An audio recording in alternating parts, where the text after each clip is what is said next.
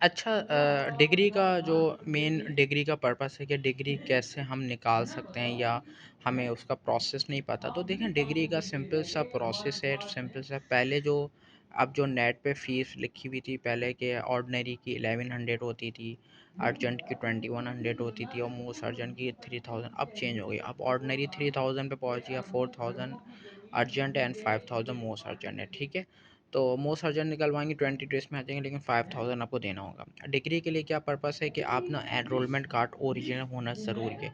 चाहे आप कराची यूनिवर्सिटी में पढ़ते हो तो उसके लिए आपको एक रजिस्ट्रेशन कार्ड मिलेगा, और अगर कॉलेज से हो तो एनरोलमेंट कार्ड हो। और इनफैक्ट अगर आप कराची यूनिवर्सिटी के स्टूडेंट हैं, रेगुलर किसी डिपार्टमेंट में करें, तो उसमें भी आपको एक कार्ड मिला होगा यूनिवर्सिटी की तरफ से, 1 साल बाद जो आता है एनरोलमेंट कार्ड, वो ओरिजिनल चाहिए होता है। उसके बाद एडमिट कार्ड की फ़ोटोकॉपी चाहिए होती है। ठीक है, उसके बाद एनआईसी है, मार्कशीट है, मार्कशीट होना ज़रूरी है। प्राइवेट वालों के लिए कंबाइन मार्कशीट भी चाहिए होती है। आप कंबाइन मार्कशीट नहीं है भी है तो कोई मसला नहीं, आप पार्ट 1 की अलग लगा दें, पार्ट 2 की अलग लगा दें। प्राइवेट वालों के साथ एक और प्रॉब्लम है कि उनका एनसी का भी इशू हो जाता है, नॉन क्रेडिट का, या फिर शॉर्ट ऑफ एग्रीगेट का इशू आ जाता है। तो बेसिकली शॉर्ट ऑफ एग्रीगेट का मतलब यह है कि आपके टोटल 5 सब्जेक्ट हैं, ठीक है, आपको हर सब्जेक्ट में 45 नंबर लाने, इससे आप हो जाते हैं 225 मार्क्स, 225 मार्क्स। अगर 225 मार्क्स हो सकते हैं 4 पेपरों में, आपके 45 से ऊपर एक पेपर में नहीं है आपका, तो वो शॉर्ट ऑफ एग्रीगेट। तो कोशिश करें कि आप कोशिश करें जो ऑप्शनल सब्जेक्ट है उसमें मोस्टली 45 आना चाहिए, वरना वो इशू होता है। चलें, ये तो डिग्री की बात थी। दूसरा ये है कि काफ़ी स्टूडेंट पूछ रहे हैं भाई एचएससी का फ़ैसला है। मैं कह रहा हूँ एचएससी ने बहुत अच्छा फ़ैसला यूँ किया है, क्योंकि देखें काफ़ी स्टूडेंट जो कराची यूनिवर्सिटी से बीकॉम करते थे वो 4 साल का होता था, और जो प्राइवेट करते थे बेचारे वो 2 साल का होता था। तो वो फिर जब मार्केट में जाते थे तो वो एक बंदा 4 साल का आता था, एक बंदा 2 साल का। तो इसको समझे, एक यूनिफ़ॉर्मिटी पूरा करने के लिए, यूनिफ़ॉर्म जैसे होता है ना कि कुछ चीज़ें होती हैं कि बिल्कुल बराबर करने के लिए, इक्विवेलेंस करने के लिए उन्होंने ये डिग्री मुनहरिफ करवाई है। तो ऐसा सच कोई डिग्री में कोई मसला नहीं है, आप एडीए वगैरह पढ़ें, लेकिन आपको 2 साल बाद एडीए की मिलेगी। अगर मज़ीद आप यूनिवर्सिटी ऑफ कराची से स्टडी करते रेगुलर में, तो आपको बीए की मिल जाएगी। और उसके बाद और भी कोर्सेज़ हैं, जैसे अगर एमबीए आपने कहा नहीं भाई मैं बीए नहीं करना चाहता, मैं मतलब जॉब पे हूँ, या किसी फीमेल ने कहा मैं मैरिड हूँ, मैं मेरे लिए बड़ा डिफ़िकल्ट है कंटिन्यू करना, तो आप फिर एमबीए की तरफ जा सकते हैं, या फिर कोई और प्राइवेट कोर्स कर सकते हैं। तो उस हवाले से भी मैं आपको गाइड करता रहूँगा।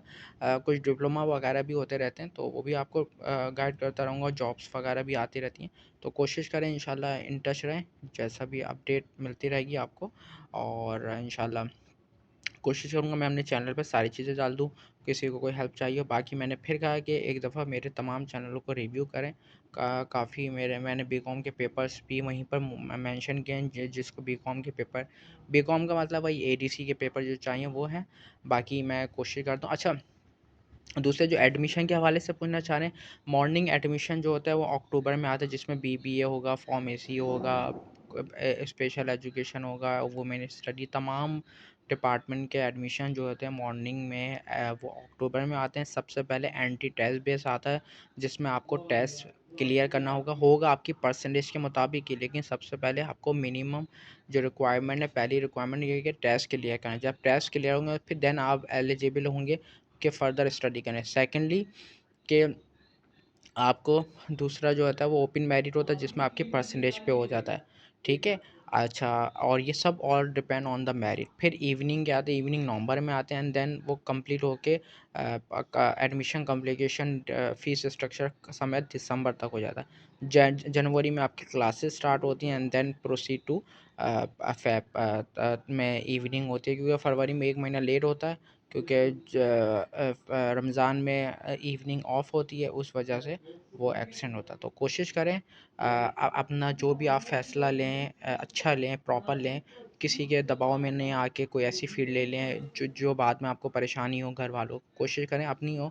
हाँ, कोई इशू हो, कोई फ़ील्ड लेने में मसला हो, आपकी परसेंटेज के मुताबिक आपको समझ में ना आ रहा हो कि क्या लें, तो उस हवाले से आप कॉन्टैक्ट कर सकते हैं ईज़िली।